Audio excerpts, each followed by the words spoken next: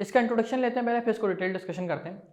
Selection और decision making अभी हमने बताया था क्या होती है, कि they are used to decide whether a certain part of code is executed और नॉट। जहाँ पे हमें ये डिसाइड करना हो कि ये पार्ट एग्जीक्यूट होगा, प्रोसीड होगा या नहीं होगा। ठीक है, जहाँ पे हमें सर्टेन पार्ट को हमें डिसीजन लेना हो कि भाई इस पार्ट को एग्जीक्यूट करवाना है या नहीं करवाना, या फिर इसको स्किप करके आगे बढ़ जाना। तो वहाँ पर जब डिसीजन लेना पड़ रहा है, हमें डिसीजन मेकिंग करनी पड़ रही है, those are count as selection और डिसीजन मेकिंग स्ट्रक्चर्स, राइट। अच्छा, अब ये जो डिसीजन मेकिंग स्टेटमेंट्स होती हैं ये तीन तरह की होती है, तीन तरह से यूज कर सकते हैं हम इनको। C++ has 3 decision making structures. कौन कौन से? Number 1 if statement, number 2 if else statement, number 3 switch statement. ये तीन तरह की नंबर ऑफ स्टेटमेंट्स होती हैं that we can use as a selection और decision making structures. Is that clear? या decision making statements. Okay, number 1 से start करेंगे। If statement, if else statement. पहले मैं इनके नाम पे थोड़ा सा गौर कर ले, इस पर नजर डाल ले कि भाई ये कहना क्या चाह रहा है, इसका मतलब क्या होता है, फिर इसका यूजेज देख लेते हैं, इनको हम कहाँ इस्तेमाल कर सकते हैं। If is a keyword which mean as अगर। अगर का मतलब है जहां पे कंडीशन लगा दो, अगर ऐसा होगा तो ये प्रिंट करना, इसको प्रोग्राम को प्रोसीड करना, वरना रोक देना। ठीक है, इफ एल्स, अगर तो ऐसा हो, नहीं तो ऐसा हो। फॉर एग्जाम्पल, अगर तो ऐसा हो तो ये प्रिंट कर दो, वरना एल्स, वरना ये प्रिंट कर दो। Is that clear? अगर तो ऐसा हो तो प्रोग्राम के इस पार्ट पे स्विच कर जाओ, नहीं हो तो इस पार्ट पे स्विच कर जाओ। यहाँ पे हमें एक डिसीजन मेक करना पड़ रहा है। ठीक है, now come to the third one, switch. Switch का मतलब ये है कि अगर तो ये कोड ब्लॉक एक्सेप्ट हो रहा है तो उसको यहीं पे वाइंड अप कर दो, या फिर यहीं से इसका आंसर जनरेट करवा दो, नहीं हो रहा तो स्विच कर दो अगले केस पे, उसको चेक करो। अगर वो केस मैच हो रहा है, वो केस प्रोग्राम से लेट कर रहा है तो ठीक है, नहीं तो थर्ड पे स्विच कर जाओ। स्विच का मतलब है नंबर ऑफ स्टेटमेंट को चेक करना वन बाय वन। ठीक है, कि either this one is going to be fulfil और नॉट, ठीक है, this one is going to be proceed और नॉट। तो ये काम तीसरे वाले पार्ट में होगा, दैट इज स्विच स्टेटमेंट। ये तो वर्बल हमारा डिस्कशन हो गया इसके ऊपर। अब हम बात करते हैं कि भाई इनको यूज कहाँ कर सकते हैं और किस वे में, इनका सिंटेक्स क्या होता है, लिखने का तरीका क्या होता है, इसके अकॉर्डिंगली अब बात कर लेते हैं। पहली वाली को डिस्कस करते हैं पहले, इफ स्टेटमेंट। इफ स्टेटमेंट थोड़ा सा डिस्क्रिप्शन लेते हुए चलते हैं, फिर इसको यूज करना देखते हैं। It is the basic decision statement. अच्छा, बेसिक डिसीजन मतलब क्या? सबसे बेसिक, सबसे पहली जो डिसीजन मेकिंग स्टेटमेंट यूज होती है दैट इज इफ। ठीक है, जो कि सबसे आसान होती है।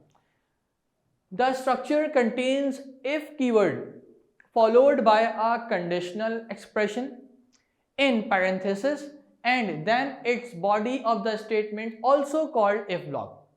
अच्छा, if there are more than one statement in if block or body, we enclose all of them in braces. क्या मतलब हो गया भाई इस बात का? थोड़ा सा और एलिब्रेट कर लेते हैं। ये कह रहे हैं ये सबसे बेसिक डिसीजन स्टेटमेंट है। द स्ट्रक्चर कंटेन, इसके स्ट्रक्चर में क्या क्या आ जाता है? एक इफ ब्लॉक होता है, एक इफ का कीवर्ड यूज होता है, which followed by a conditional expression, जिसके बाद एक कंडीशनल स्टेटमेंट होती है, एक्सप्रेशन होती है, जिसको हमें देखना होता है कि भाई ये फुलफिल हो रही है कि नहीं हो रही है। ठीक है, कंडीशन लगा देंगे इसके साथ। आगे क्या होगा? इन पैरेंथेसिस, जो कि एक पैरेंथेसिस में लगी होगी, एंड देन इट्स बॉडी, उसकी जो बॉडी आएगी, उस पैरेंथेसिस के बाद जो उसकी बॉडी आएगी, its body of statement also called if block. अच्छा, अब क्या होगा? अगर तो वो कंडीशन फुलफिल हो रही है तो कोई एक स्टेटमेंट को ये प्रिंट करवा देगा, एक स्टेटमेंट को जो है एग्जीक्यूट कर देगा। ठीक है, अब वो जो स्टेटमेंट ब्लॉक है वो इसके बाद आएगा, किसके बाद? कंडीशन या एक्सप्रेशन के बाद आएगा। If there are more than one statements, अगर वहां एक से ज्यादा स्टेटमेंट्स हैं, देन इफ ब्लॉक और body we enclose all of them in the braces. अगर एक से ज्यादा स्टेटमेंट हमें वहां पे लिखी हुई है, ब्रेसेस हमें परफॉर्म करनी है, प्रिंट करनी है, तो उनको ब्रेसेस में या फिर पैरेंथेसिस में यूज कर लें। ठीक है, अच्छा, अब ये तो वर्बल बातें हो गई, थोड़ी सी मुश्किल लगी होंगी सुनने में, इसको हम प्रैक्टिकली परफॉर्म करके देखते हैं भाई कि ये किस तरीके से होगा ये काम, और कैसे हम कर सकते हैं, क्या कौन सा इफ ब्लॉक की बात कर रहे हैं, कौन से कोड ब्लॉक की बात कर रहे हैं, कौन से स्टेटमेंट ब्लॉक की बात कर रहे हैं। इन ब्लॉक्स को हम डिस्कशन कर लेते हैं, इसके ऊपर डिस्कशन कर लेते हैं। Okay, look at here. If statement checks a condition if the condition is true. ये कह रहे हैं अगर तो कंडीशन ट्रू है, the statement in if block are executed. अगर तो कंडीशन ट्रू है तो इफ ब्लॉक में जो भी स्टेटमेंट लिखी हुई है वो एग्जीक्यूट हो जाएगी। And if condition is false, अगर तो इफ की कंडीशन फॉल्स है, इफ के कीवर्ड के साथ जो ब्लॉक यूज हो रहा था अगर वो फॉल्स है, तो क्या होगा? इट लीव द स्टेटमेंट, तो वो उसको छोड़ के आगे बढ़ जाएगा। And if block and start executing statement after if block, तो वो इफ ब्लॉक के वाले पार्ट को स्किप कर देगा और उसके आगे जो प्रोग्रामिंग स्टेटमेंट लिखी हुई है उनको एग्जीक्यूट करना स्टार्ट कर देगा। ठीक है, what does it mean by? अब इसकी हम प्रैक्टिकली एग्जांपल देखने जा रहे हैं। पहले इसका सिंटैक्स देख रहे थे, इसको लिखते कैसे हैं। मैं एक बार फिर बताता चलूं ताकि आपको मजीद क्लियर हो जाए। क्या कह रहे हैं भाई? इफ ब्लॉक में जो नंबर ऑफ स्टेटमेंट्स हैं, इफ ब्लॉक में जो नंबर ऑफ स्टेटमेंट्स हैं माइबा, मैं एक बार फिर आपके लिए रिकॉल कर रहा हूँ इस टॉपिक को, ठीक है। तो इसको साथ साथ समझना है आपने, ठीक है, फिर मैं आगे बढ़ूंगा इसके। चलें, हम अभी इस वक्त इफ ब्लॉक को पढ़ रहे हैं। फिर से बता दूं मैं इफ स्टेटमेंट क्या होती है। एक हम चैप्टर 4 हमने स्टार्ट किया था कंट्रोल स्ट्रक्चर, उसके 3 पार्ट थे, जिसमें एक सिलेक्शन स्टेटमेंट पढ़नी थी हमने, एक लूप्स पढ़ने थे और तीसरा जो था जंप स्टेटमेंट पढ़नी थी। तो हम पहला वाला जो पार्ट है इसका वो हम आज डिस्कस करेंगे, दैट इज द सिलेक्शन और डिसीजन मेकिंग स्टेटमेंट। सिलेक्शन और डिसीजन मेकिंग स्टेटमेंट के भी 3 पार्ट्स होते हैं। कौन से? इफ स्टेटमेंट, इफ एल्स और स्विच, ठीक है। तो हम पहला वाला भी पढ़ रहे हैं, इफ स्टेटमेंट हम ज्यादा आगे नहीं पढ़े हैं तो हमें साथ साथ पिक करना है आपने, ठीक है। अच्छा, इफ स्टेटमेंट अभी हम इसके ऊपर है, तो इसलिए मैं दोबारा से रिकॉल कर रहा हूँ। इफ स्टेटमेंट क्या होती है मैं यहाँ से बता देता हूँ आपको। If statement checks a condition, if statement condition को चेक करती है जो इफ कीवर्ड के साथ लगी हुई होती है कंडीशन। अगर तो वो कंडीशन ट्रू है तो उसके साथ की जो स्टेटमेंट है उसके ब्लॉक में वो उसको प्रिंट कर देगी। अगर तो वो फॉल्स है तो वो उस ब्लॉक को लीव करके आगे वाली नंबर ऑफ स्टेटमेंट को रीड करना स्टार्ट कर देगी, ठीक है ना। प्रैक्टिकली देखते हैं माय भाई ये होता कैसे, लुक एट हियर। अच्छा देखिए, सबसे पहले ये इफ का कीवर्ड यूज होगा, which is the main, if का कीवर्ड यूज होगा, राइट, जो कि इस सिलेक्शन स्टेटमेंट का मेन पार्ट है।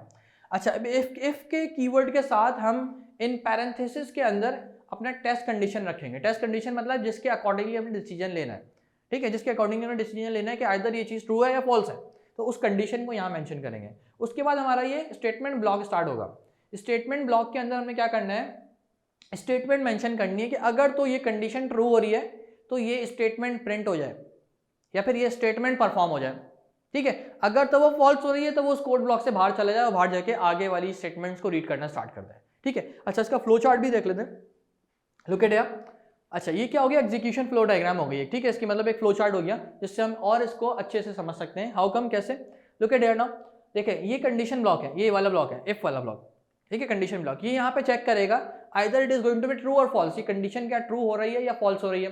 अच्छा, इट्स कंडीशन, तो हम कंडीशन को पहले चेक करेंगे either is going to be true और फॉल्स। अगर तो ये कंडीशन ट्रू है तो उस कोड ब्लॉक में जो भी स्टेटमेंट लिखी हुई है, जो नंबर ऑफ स्टेटमेंट लिखी हुई है, ये इसको परफॉर्म कर देगा, ये इस स्टेटमेंट को परफॉर्म कर देगा। अगर तो ये कंडीशन फॉल्स हो रही है तो वो इस कोड ब्लॉक से बाहर आ जाएगा, इस कोड ब्लॉक से बाहर आ जाएगा और आगे की नॉर्मल स्टेटमेंट जो है उनको रीड करना स्टार्ट कर देगा।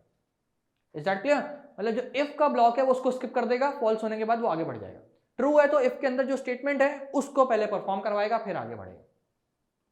इज दैट क्लियर माय भाई? यहां तक इसका कॉन्सेप्ट समझ आया? अब हम इसका एक प्रोग्रामिंग एग्जांपल देखने जा रहे हैं कि हम इसको प्रोग्राम में कैसे यूज कर सकते हैं, ठीक है। Now look at here.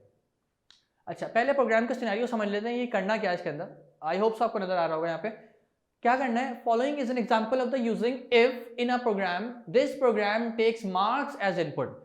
ये प्रोग्राम मार्क्स को लेगा इनपुट में, मतलब जो इनपुट वैल्यू यूजर से ले रहा है वो क्या है, मार्क्स, ठीक है। If marks are greater than 60, और कंडीशन क्या लगा दी कि अगर तो यूजर के मार्क्स, अगर तो स्टूडेंट के मार्क्स 60 से ज्यादा है, ठीक है, इट्स ग्रेटर देन 60, तो क्या करे, it then it add the word good.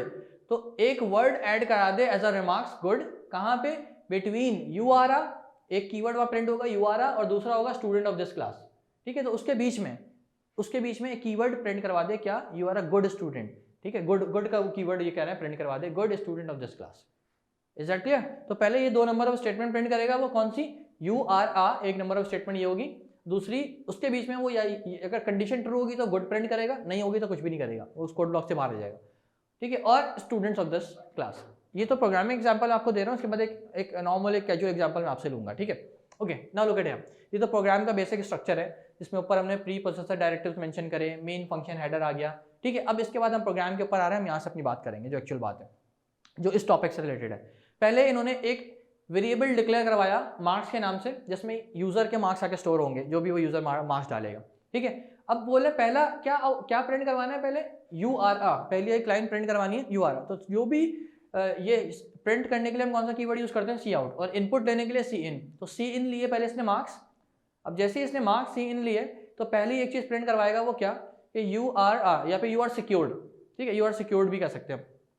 अब नाउ लुक एट हियर, अब देखें क्या हो रहा है, ये कंडीशन चेक कर रहा है, इफ के कोड ब्लॉक में चला गया, यूजर के मार्क्स चेक कर रहा है। अब यूजर ने जो वैल्यू डाली है ना, जिस पे आके सेव हुई है, वो क्या थी, 70 थी। यूजर की वैल्यू क्या थी, 7070 16। इन्होंने क्या कंडीशन दी थी, अगर 60 से ग्रेटर हो तो गुड प्रिंट कर दे। तो हमने यहाँ पे फैसला कर लिया कि क्या है, 70 है तो उसका मतलब है गुड तो प्रिंट होगा, ठीक है। पर करना कैसे, नाउ लुक एट हियर। वो सी आउट में क्या कर रहा है, you are ah, good print होगा, देन उसके बाद क्या बोलेगा, स्टूडेंट ऑफ दिस क्लास, ठीक है। अच्छा, now look at here, see out करा इसने पहले क्या, एंड अ ग्रेड। अच्छा पहले इसने क्या किया था, यू हैव सिक्योर्ड, नंबर आ जाएंगे, एंड ए ग्रेड, ठीक है, ये इसने प्रिंट कर दिया। Now see out in 5th class, अब रिटर्न 0 कर दिया, प्रोग्राम खत्म हो गया। अब मेरी बात सुने, जो असल मकसद था इस प्रोग्राम का क्या था कि ये इफ ब्लॉक चेक करे, वो ये जो इफ ब्लॉक है ये चेक करे क्या कंडीशन ट्रू हो रही है कि नहीं हो रही है। तो हमने देखा भाई यहाँ पे कंडीशन ट्रू हो रही है, उसने क्या बोला था 60 से ग्रेटर होने चाहिए। तो अब ये क्या प्रिंट करवाएगा, अकॉर्डिंग टू द क्वेश्चन ये क्या प्रिंट करवाएगा कि पहले वो बोल रहा था एक कीवर्ड ये प्रिंट करवाए यू आर आ, पहले ये प्रिंट होगा, ठीक है। देन आफ्टरवर्ड उसने क्या कहा, स्टूडेंट ऑफ दिस क्लास से पहले इनके बीच में उसने ये प्रिंट करवाना है गुड, ठीक है। तो ये बोलेगा you are a good students of this class, you are a good student of this class. कब, जब ये कंडीशन ट्रू होगी। अगर वो मार्क्स डालता है 50 तो ऐसा नहीं होता। Is that clear? क्योंकि यहाँ पे एल्स का कीवर्ड यूज नहीं हुआ था, वो इस कोड ब्लॉक को लीव करके आगे बढ़ जाता। एल्स का कीवर्ड जहां यूज होता है वहां पे वो ऑल्टरनेट आंसर पे जाता है। जैसे मैं, ये तो प्रोग्रामिंग एग्जांपल हो गई जो कि बुक में डिस्कस हुई भी, आपको पता होनी चाहिए। अब मैं एक आसान सी मिसाल देता हूँ उसकी, और से सुनिएगा। फॉर एग्जाम्पल मैं कह रहा हूं भाई if it will be raining tomorrow then I will not go to school. Is that clear? यहाँ पे कोई ऑल्टरनेट आंसर मैंने जनरेट नहीं करा, ठीक है, एल्स का कीवर्ड यूज नहीं करा। मैंने क्या कहा, इफ, वापस कोड ब्लॉक पे आते हैं, मैंने क्या कहा, इफ टेस्ट कंडीशन क्या रख दी, it will be raining tomorrow. अगर कल बारिश हुई तो क्या प्रिंट कर दो, I will not go to school. Is that clear? अगर नहीं हुई तो इसके बारे में मैंने कुछ नहीं बताया, तो ऑटोमेटिकली वो कोड, अगर फॉल्स होगी कंडीशन तो ऑटोमेटिक कोड ब्लॉक स्किप कर देगा और आगे के स्टेटमेंट रीड करना स्टार्ट कर देगा। Is that clear now? अब कंफ्यूजन क्लियर हुई थोड़ी सी कि इफ ब्लॉक में कोई ऑल्टरनेटिव स्टेटमेंट नहीं होती, मतलब एल्स की स्टेटमेंट नहीं होती, ठीक है, सिर्फ एक ही आंसर जनरेट होगा। अगर तो वो ट्रू है, फॉल्स है तो उस कोड ब्लॉक को रीड ही नहीं करेगा, स्किप करके आगे बढ़ जाएगा। Is that clear? अच्छा, ये तो पहला पार्ट था सिलेक्शन स्टेटमेंट का, which is called if statements.